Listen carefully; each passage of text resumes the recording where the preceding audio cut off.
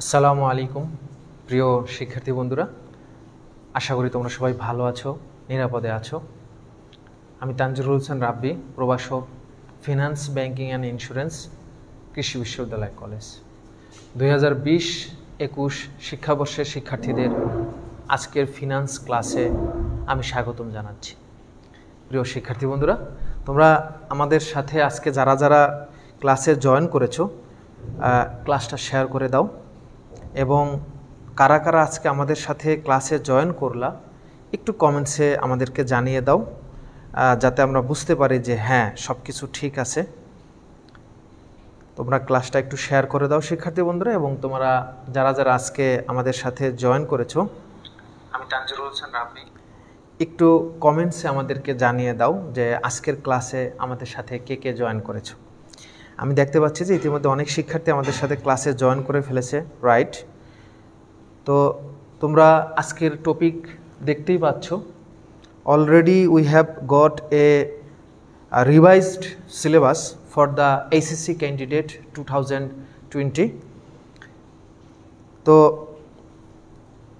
আমরা আজকে এই পুনর্বিন্যাসকৃত যে সিলেবাসটি আমরা পেয়েছি, ইনশাল্লাহ সেইটার উপরে আমরা কিছু আলোচনা করব, কিভাবে আমরা 75টা ক্লাসের ভিতরে আমরা আমাদের এই সিলেবাসটি শেষ করতে পারবো সে সম্পর্কে ইনশাল্লাহ I will try to discuss with you.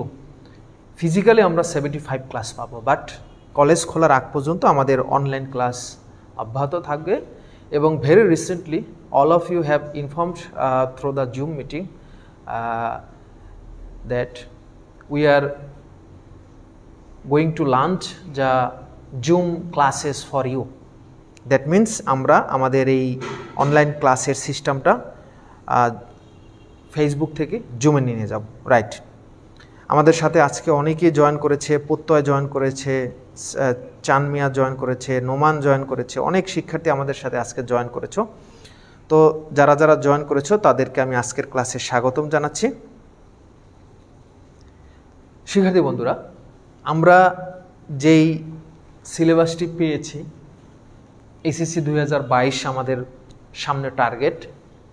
2022 মানে ঠিক এক বছর পরে, অর্থাৎ সামনের এই বছরে এমনও হতে পারে যে আমাদের পরীক্ষাগুলো শেষ হয়ে গেছে, রাইট? আমরা সেটাই চাই যে আমাদের কলেজ খুলে দিক এবং আমরা দ্রুত আমাদের পাঠ কার্যক্রম আমরা যাতে শুরু করে দিই। নওশিন আমাদের সাথে জয়েন করেছে, অনেক শিক্ষার্থীরা আমাদের সাথে জয়েন করেছে। তোমরা ক্লাসটা শেয়ার করে দাও তোমাদের বিভিন্ন গ্রুপে, ওয়ালে কমেন্টস লেখো। তো শিক্ষার্থী বন্ধুরা, আমি তোমাদেরকে যেটা বলছিলাম যে ফিনান্স, ব্যাংকিং ও বিমা এইচএসসি 2022 শিক্ষাবর্ষের শিক্ষার্থীদের জন্য করোনা ইস্যুকে সামনে রেখে, এটা মাথায় রেখে সরকার একটা রিভাইজড সিলেবাস আমাদেরকে দিয়েছে। এবং আমার বিশ্বাস যে এই পুনর্বিন্যাসকৃত সিলেবাসের পিডিএফ ফাইলটি সবার কাছে চলে গেছে। আমি এইটা আমার ব্যক্তিগত পেজে দিয়েছি, ইউটিউব চ্যানেলে দিয়েছি, আমাদের যে গ্রুপ আছে সেই গ্রুপে দিয়েছি, আমাদের স্যাররা তাদের নিজস্ব ওয়ালে শেয়ার করেছে। তো এটা আমরা অলরেডি পেয়েছি, আমাদের হাতে চলে এসেছে। তো আমরা আজকে দেখব যে আমাদের এই ফিনান্স ফার্স্ট পেপার এবং সেকেন্ড পেপারে আমাদের সেই পুনর্বিন্যাসকৃত সিলেবাসে কোন কোন অধ্যায় আছে, কোন কোন অধ্যায় বাদ গেছে, এবং একই সাথে কোন কোন অধ্যায় already we have completed, because আমরা আমাদের এই অনলাইন ক্লাসেস নিয়ার অ্যাবাউট 1 ইয়ার আমরা কিন্তু এটা কন্টিনিউ করে এসেছি, রাইট? উইথ ইউর পার্টিসিপেশনে, তোমাদের পার্টিসিপেশনের দ্বারাই কিন্তু আসলে সেটা আমাদের সম্ভব হয়েছে। তো অনেকগুলো অধ্যায় আমরা আছে যেগুলো পুনর্বিন্যাসকৃত সিলেবাসে রাখা হয়েছে, অলরেডি আমরা ওইটা পড়ে ফেলেছি। আমাদের খুব ভালোই হলো, এটা আমরা রিভিশন করতে পারবো, রাইট? আমাদের সাথে ময়মনসিংহ শহরের স্বনামধন্য একজন শিক্ষক ম্যাথের মোহাম্মদ সাইফুল ইসলাম স্যার, তিনি একটা কমেন্টস করেছে। ধন্যবাদ স্যার, আল্লাহ তাআলা আপনাকে জাযা খায়ের দান করুক। তো আমরা যেটা তোমাদের সাথে বলতেছিলাম যে ফিনান্স ফার্স্ট পেপারে আমাদের এখানে 5টা অধ্যায় রাখা হয়েছে। প্রথম অধ্যায়, তৃতীয় অধ্যায়, ষষ্ঠ অধ্যায়, অষ্টম অধ্যায়, নবম অধ্যায়। আর ফিনান্স সেকেন্ড পার্টে আমাদের এখানে 6টা অধ্যায় রাখা হয়েছে। প্রথম অধ্যায়, দ্বিতীয় অধ্যায়, চতুর্থ অধ্যায়, ষষ্ঠ অধ্যায়, নবম অধ্যায়, দশম অধ্যায় এবং 11, সরি আমি ভুল বলেছি, এখানে আমাদের 7টা অধ্যায়।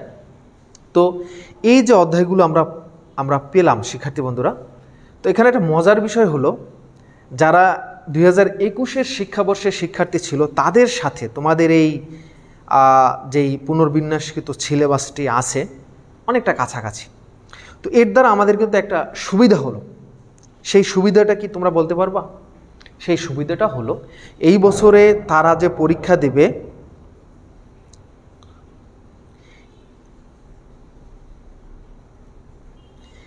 এই বছরে তারা যে পরীক্ষা দিবে সেই পরীক্ষার যে বোর্ড কোশ্চেন সেটা আমাদের জন্য খুবই গুরুত্বপূর্ণ।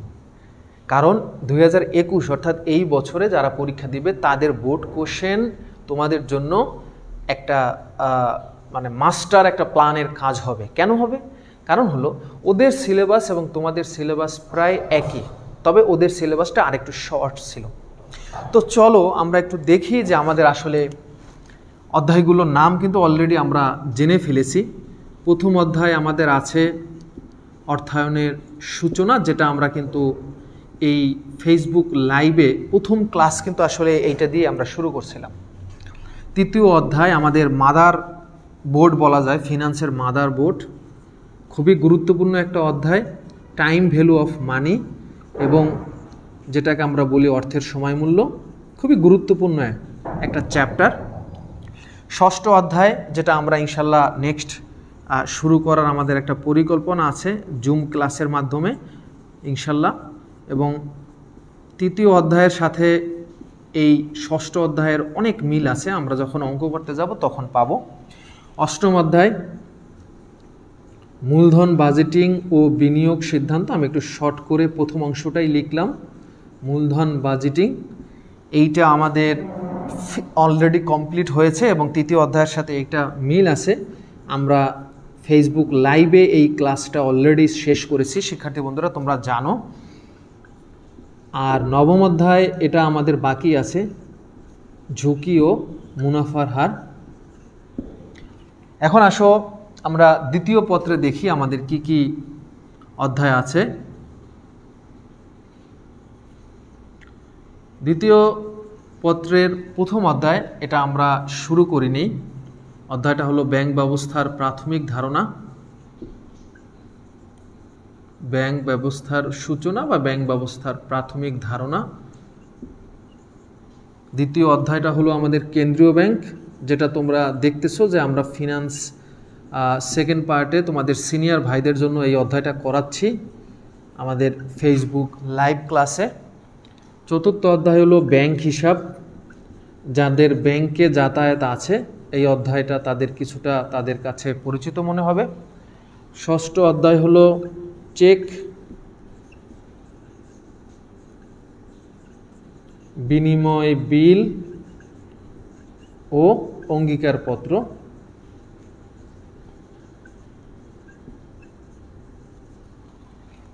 নবম অধ্যায় হলো, এটাও তোমাদের মনে হয় কিছুটা পরিচিত হবে, ইলেকট্রনিক ও আধুনিক ব্যাংকিং। যারা কমার্সে বিজনেস স্টাডিজে নতুন এসেছো তাদেরও এই অধ্যায়গুলো কিছুটা পরিচিত হওয়ার কথা, কারণ এগুলো আমাদের প্রাত্যহিক জীবনে লাগে। দশম অধ্যায় হলো বীমা সম্পর্কে মৌলিক ধারণা, ইন্স্যুরেন্স। আজকের ক্লাসে ইনশাল্লাহ আমি এই পুনর্বিন্যাসকৃত সিলেবাসের চ্যাপ্টার ওয়াইজ কিছু ধারণা দেব, যাতে তোমাদের কিছুটা অগ্রিম কিছুটা কনসেপ্ট তোমাদের থাকে। আর 11 অধ্যায় হলো আমাদের জীবন বীমা। তো শিক্ষার্থী বন্ধুরা, এই হলো আমাদের ফার্স্ট পেপার এবং সেকেন্ড পেপার। ফার্স্ট পেপার এবং সেকেন্ড পেপারে আমাদের এই মোট 12টা অধ্যায় আছে আমরা বলতে পারি। তো প্রিয় শিক্ষার্থী বন্ধুরা, যারা আমাদের সাথে মাত্র জয়েন করলা তাদের অবগতির জন্য জানাচ্ছি যে আমরা আজকে পুনর্বিন্যাসকৃত সিলেবাস সম্পর্কে আলোচনা করব এবং আমরা একটা ধারণা নেব যে কোন অধ্যায় থেকে কীরকম প্রশ্ন আসতে পারে। কেন আমি এই কথা বলতেছি, এটার কারণ হলো আমরা জানি যে ফিনান্স ফার্স্ট পার্টে আমাদের বইতে যে 9টা চ্যাপ্টার ছিল, সেই 9 চ্যাপ্টারের ভিতরে আমাদের 7টা চ্যাপ্টার ছিল, যে 7টা চ্যাপ্টার আমাদের ম্যাথ বেসড। অর্থাৎ আমাদের ভিতরে অনেকেই আছে যারা আমরা সায়েন্স থেকে এসেছি বা কমার্সে আসি, আমরা ম্যাথমেটিক্স বা ম্যাথে আমাদের একটু সক্ষমতা বেশি বা ম্যাথে পজিশন আমাদের একটু স্ট্রং। তো তারা স্বভাবতই চাবে যে ম্যাথের কোশ্চেনগুলো একটু যাতে পরীক্ষায় বেশি আসে এবং সেগুলো যাতে সুন্দরভাবে সলভ করতে পারে, রাইট। তো আমি তাদের জন্য বলবো যে পুনর্বিন্যাসকৃত যে সিলেবাসটা আমাদের সামনে আসছে, তো এই পুনর্বিন্যাসকৃত সিলেবাসের যে চ্যাপ্টারগুলো আছে, তুমি যদি চাও যে ম্যাথের কোশ্চেনগুলো তুমি একটু বেশি করে অ্যান্সার দিতে চাচ্ছ বা এগুলোর উপরে তুমি একটু বেশি রিস্ক নিয়ে যেতে চাচ্ছ এক্সাম হলে, you can do this. Because আমাদের এখানে ফার্স্ট পেপারে যে মোট 5টা চ্যাপ্টার আছে, সেই চ্যাপ্টারের ভিতরে আমাদের 3টা চ্যাপ্টারই কিন্তু 4টা চ্যাপ্টারই কিন্তু আমাদের 100% ম্যাথ বেসড, 4টা চ্যাপ্টার। তৃতীয় অধ্যায়, এটা তো আমরা অনেক অঙ্ক করেছি, আর হলো ষষ্ঠ অধ্যায়, নবম অধ্যায়, অষ্টম অধ্যায় সবগুলোই ম্যাথমেটিক্স বেসড। তো এখানে প্রত্যয় লিখেছে যে স্যার আগে ফার্স্ট পেপার 9 অধ্যায় শুরু করলে উপকৃত হব, রাইট। নবম অধ্যায় সম্পর্কে তোমরা বলেছো, বাট এখানে একটা প্রবলেম আছে শিক্ষার্থী বন্ধুরা, সেটা হলো এই তৃতীয় অধ্যায় যেটা আছে, এই তৃতীয় অধ্যায়ের সাথে কিন্তু এই অধ্যায়টারও কিছুটা মিল আছে, আবার এই অধ্যায়টাও কিছুটা মিল আছে। কিছু কিছু সূত্র যেগুলো আমরা তৃতীয় অধ্যায়ে দেখেছিলাম, ওই কিছু সূত্র আমাদের দীর্ঘমেয়াদী অর্থায়ন এই চ্যাপ্টারটা যখন করতে যাব তখন কাজে লাগবে। তো আমরা আসলে ষষ্ঠ অধ্যায়টাই শুরু করব, নবম অধ্যায়টা আমরা একটু পরে শুরু করব, কারণ তৃতীয় অধ্যায়ের সাথে আমাদের যেহেতু ষষ্ঠ অধ্যায়ের মিল আছে, এই সহজ অধ্যায়গুলো আমরা একটু দ্রুত শেষ করব, দেন আমরা নবম অধ্যায় শুরু করব। প্রত্যয় তোমাকে ধন্যবাদ তোমার সাজেশনের জন্য। তো আমি যেটা বলতেছিলাম, প্রথম অধ্যায় এটা 100% থিওরি। এই অধ্যায়টা আমাদের এখান থেকে আশা করা যায় এখান থেকে 2টা কোশ্চেন আমাদের বোর্ডে আমরা পাবো, ঠিক আছে। ইনশাল্লাহ আমাদের 2টা কোশ্চেন এখান থেকে থাকবে। এবং এই অর্থায়নের সূচনা যে অধ্যায়টি আছে, এটা আমার বিশ্বাস যে আমি খুব ভালো করে তোমাদের সাথে প্রেজেন্ট করার চেষ্টা করেছি। এবং তোমাদের মনে আছে কিনা, এই ইন্ট্রোডাকশন টু ফিনান্স বা অর্থায়নের সূচনা যে অধ্যায়টা আছে, এই অধ্যায়ে তুমি যদি স্পেশাল কিছু টপিক বাছাই করে সেগুলো একটু বেশি এমফাসাইজ দাও, then you will be able to easily answer the questions because there are some highlighted topics. Say for example, principles of finance, functions of finance, goals of finance.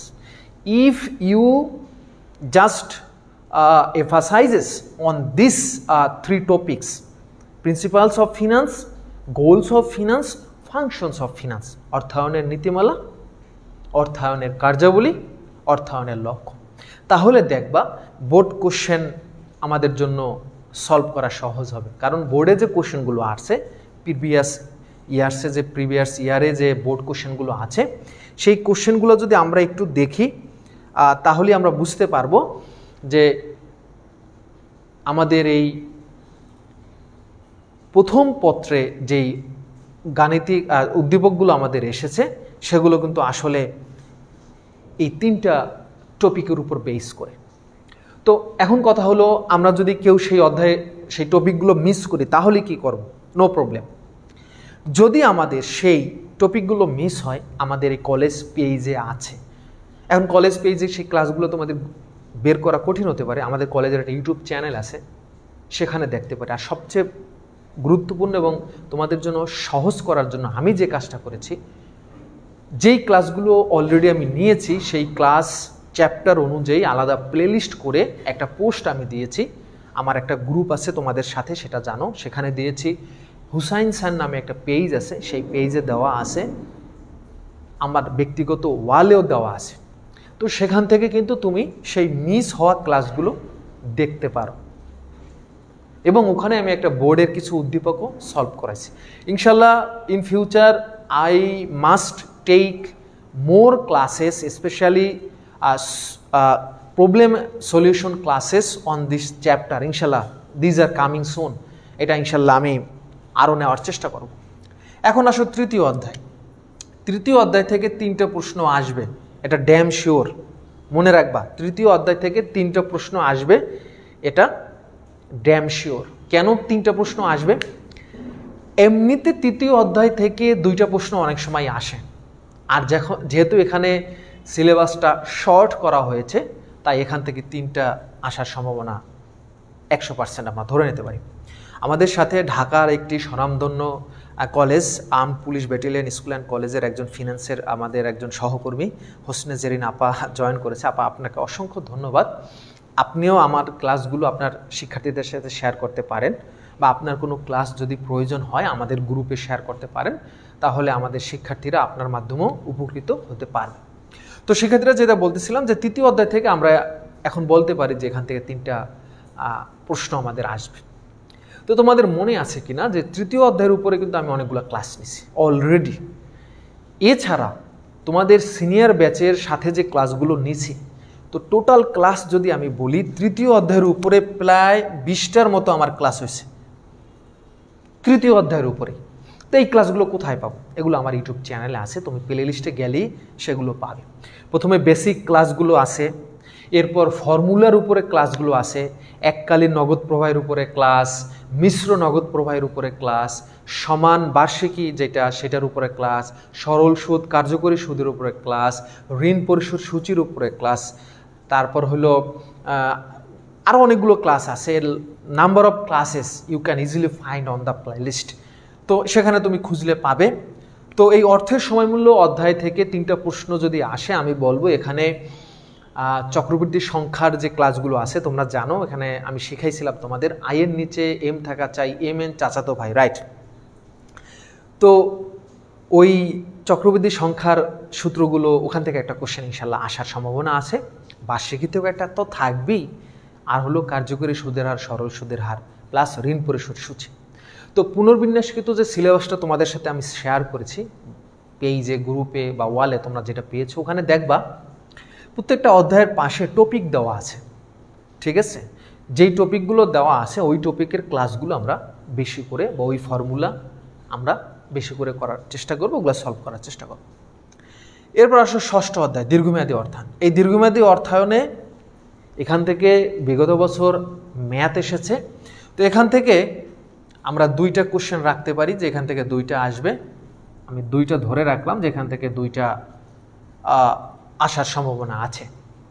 তো এখন প্রশ্ন হলো কোন 2টা আসতে পারে? সাধারণত বিগত বছরের কোশ্চেনগুলো যদি আমরা একটু অ্যানালাইসিস করি, বিশেষ করে যারা সেকেন্ড ইয়ারে আছে তারা জানে, তোমরা আশা করি অনেকেই বোর্ড কোশ্চেন সলভ করো বা টেস্ট পেপার থেকে বিভিন্ন কোশ্চেন বা কলেজের রিনাউন্ড কলেজের কোশ্চেন তোমরা একটু রিসার্চ করো, তোমরা দেখবা এই দীর্ঘমেয়াদী অর্থায়নে 2 ধরনের ম্যাথমেটিক্যাল প্রবলেম আছে। একটা হলো calculation the yield of bond and হলো determination of the value of bond, বন্ডের মূল্য নির্ণয়, আর হলো বন্ড থেকে আয়ের হার নির্ণয়।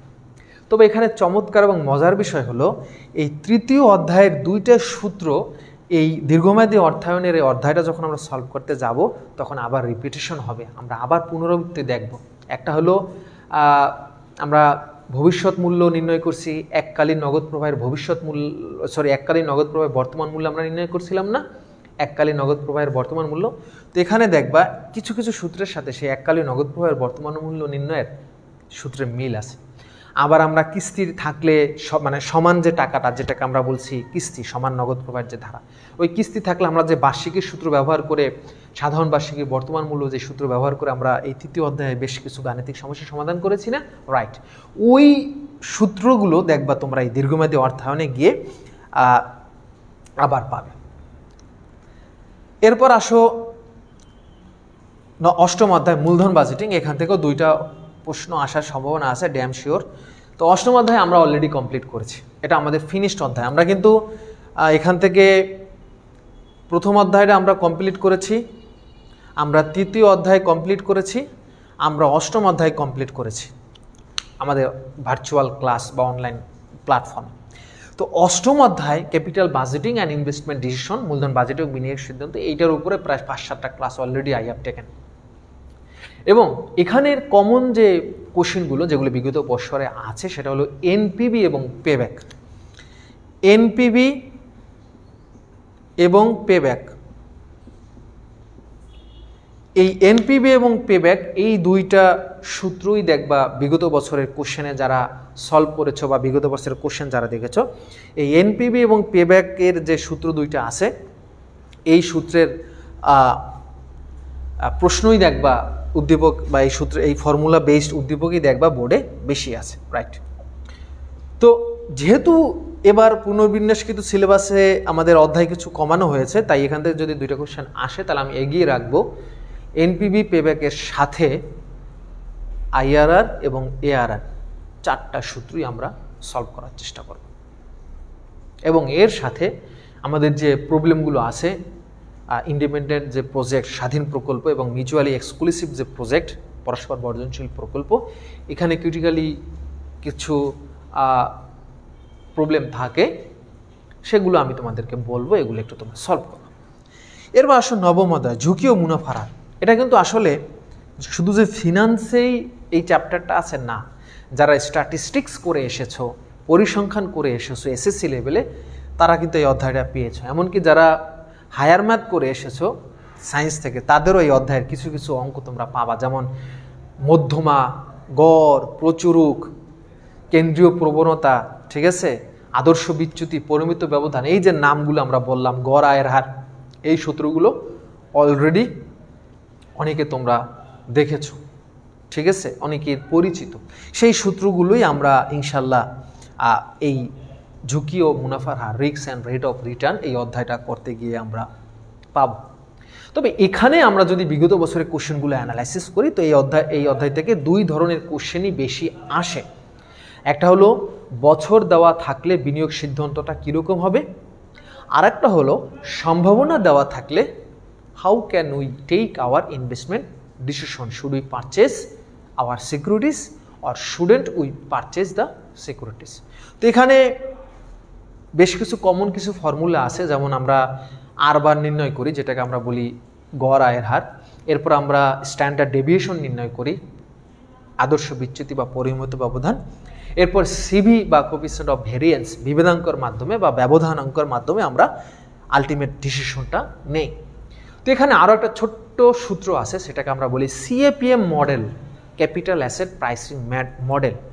তো এই অধ্যায়ের এই সূত্রটা আমরা সপ্তম অধ্যায়েও দেখেছি। যেহেতু তোমাদের এখন পুনর্বিন্যাসকৃত সিলেবাসের সপ্তম অধ্যায়টা রাখা হয় নাই, তাই এই সূত্রটা তোমরা নতুন করে দেখবা, সিএপিএম এর যে সূত্রটা। তো এটাও অনেক সময় আমাদের পরীক্ষায় থাকে। এছাড়া পোর্টফোলিও ঝুঁকি নির্ণয়, পোর্টফোলিও আয়ের হার, এটা অনেক সময় থাকে। তো এখন আসো শিক্ষার্থী বন্ধুরা, আমরা যেহেতু আমরা 3টা অধ্যায় অলরেডি কমপ্লিট করে ফেলেছি, যদিও দুঃখের বিষয়, it's a matter of great sorrow that we very recently just we finished chapter 4, financial analysis, break even point, cash flow statement, এগুলো কিন্তু আমরা মাত্র শেষ করে উঠেছি। সেই সময় আমরা পুনর্বিন্যাসকৃত সিলেবাসের মাধ্যমে জানতে পারলাম যে আমাদের 4র্থ অধ্যায়টি নাই। না থাকলেও ইনশাল্লাহ তোমরা কেউ ঠকো নাই। কেন, কেউ কি বলতে পারো? এই কোশ্চেনটা আমি তোমাদেরকে একটু রেখে গেলাম, যে 4র্থ অধ্যায়টা আমরা করাইছি, আমরা করছি, ফিনান্স 4র্থ অধ্যায় প্রথম পত্রে আমরা করছি, নগদ প্রবাহ বিবরণী, ব্রেক ইভেন বিন্দু আমরা করছি, বাট এটা সিলেবাসে রাখা হয় নাই। তারপরও আমরা বেনিফিটেড হয়েছি, আমরা উপকৃত হয়েছি। কেন হয়েছি একটু কমেন্টসে জানাও।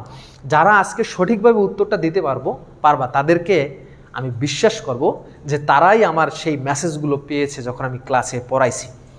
যখন আমি 4র্থ অধ্যায়টা পড়াইতেছিলাম, তোমরা জানো, তখন আমি বলছিলাম যে এই অধ্যায়টা তোমাদের কাজে লাগবে, শুধু ফিনান্সে না। বাকিটুকু আমি আর হিন্টস দিচ্ছি না, তোমরা একটু কমেন্টসে জানাই দাও। 4র্থ অধ্যায় বাদ গেলেও আমরা আমাদের উপকার পেয়ে গেছি বা আমরা উপকৃত হয়েছি, কমেন্টসে জানাও। তো যেহেতু আমরা 3টা অধ্যায় অলরেডি ফিনিশ করেছি, আমাদের 2টা অধ্যায় আছে, ষষ্ঠ অধ্যায়, নবম অধ্যায়, এবং আমি তোমাদের অলরেডি জানাইছি যে ষষ্ঠ অধ্যায় থেকে আমাদের শুরু করব। তো এই হলো মোটামুটি, আমরা ধরি 3 আর 2 5 আর 2 7 আর 2 9 11টা কোশ্চেন আমাদের থাকবে, সেখান থেকে আমরা 7টা কোশ্চেন ইনশাল্লাহ সলভ করব। তো যেহেতু অন্য অধ্যায় নাই, ওই অধ্যায়ের এমসিকিউ আসার সম্ভাবনাও নাই, 100% বাদ, এই অধ্যায়ের উপরেই আমরা এখন জোর দেব। প্রত্যয় লিখে দিয়েছে, হিসাব বিজ্ঞান 2টা অধ্যায়ের কাজ আছে, রাইট প্রত্যয়, ইউ আর অ্যাবসলিউটলি রাইট। চতুর্থ অধ্যায় আমরা করেছি, সরকার বাদ দিয়েছে, বা আমরা উপকৃত হয়েছি কেন? চতুর্থ অধ্যায়ের সাথে হিসাব বিজ্ঞান সেকেন্ড পার্টের 2টা অধ্যায় হুবহু মিল আছে। হিসাব বিজ্ঞান দ্বিতীয় পত্র 3য় অধ্যায় নগদ প্রবাহ বিবরণী, হিসাব বিজ্ঞান দ্বিতীয় পত্র 10ম অধ্যায় ব্যবস্থাপকীয় হিসাব বিজ্ঞান, ওখানে আমাদের এই অঙ্কগুলো আবার আমরা দেখব। তার মানে আমরা ঠকি নাই, আমরা লস করিনি। ওকে, থ্যাংক ইউ। আমাদের সাথে সোয়া জয়েন করেছে, অপু জয়েন করেছে, আমাদের সাথে অনেক স্টুডেন্ট অলরেডি হ্যাভ জয়েন্ট। আমাদের মহুয়া জয়েন করেছে, আলবিয়া জয়েন করেছে, সাবরিনা জয়েন করেছে, আমাদের সাথে আরও জয়েন করেছে অনেক স্টুডেন্ট, এবং আমাদের সাথে ঢাকার কলেজের কয়েকজন শিক্ষকও জয়েন করেছে ফিনান্সের। অসংখ্য ধন্যবাদ সবাইকে। এখন আসো আমরা ফিনান্স সেকেন্ড পার্ট নিয়ে একটু আলোচনা করি। পুনর্বিন্যাসকৃত সিলেবাস কিন্তু তোমরাই যে ফার্স্ট পেয়েছো তা না। Already your senior batch already got this type of instruction very fast for Bangladesh. তো পুনর্বিন্যাসকৃত এই সিলেবাসে তাদের সাথে তোমাদের কিছুটা পার্থক্য হলো, তাদের সিলেবাস তোমাদের সিলেবাস সেম, তবে এখানে 1-2টা অধ্যায় তাদের সাথে তোমাদের হেরফের আছে। তাদের একটা অধ্যায় আছে, ছিল না, যেটা তোমাদের আছে। যেমন 9ম অধ্যায়টা তাদের মেবি ছিল না, তোমাদের আছে। চতুর্থ অধ্যায়ও তাদের ছিল না, বাট তোমাদের আছে। তার মানে আমি বলতে পারি যে তোমরা একটু বেশি তোমাদেরকে পড়াশোনা করতে হবে তাদের চেয়ে, কারণ তোমরা একটু প্রবাবলি একটু বেশি টাইম তোমরা পাচ্ছ। তাহলে কথা না বেরিয়ে চলো আমরা আলোচনা করি। প্রথম অধ্যায় ব্যাংক ব্যবস্থা প্রাথমিক ধারণা। এটা টোটালি আমাদের দেশের যে ব্যাংকিং সিস্টেম, এরপর হলো ব্যাংক যে টার্মিনোলজি, ব্যাংক যে কনসেপ্ট, এটা কিভাবে আসলো সেটার একটা ইভ্যালুয়েশন আমরা দেখব।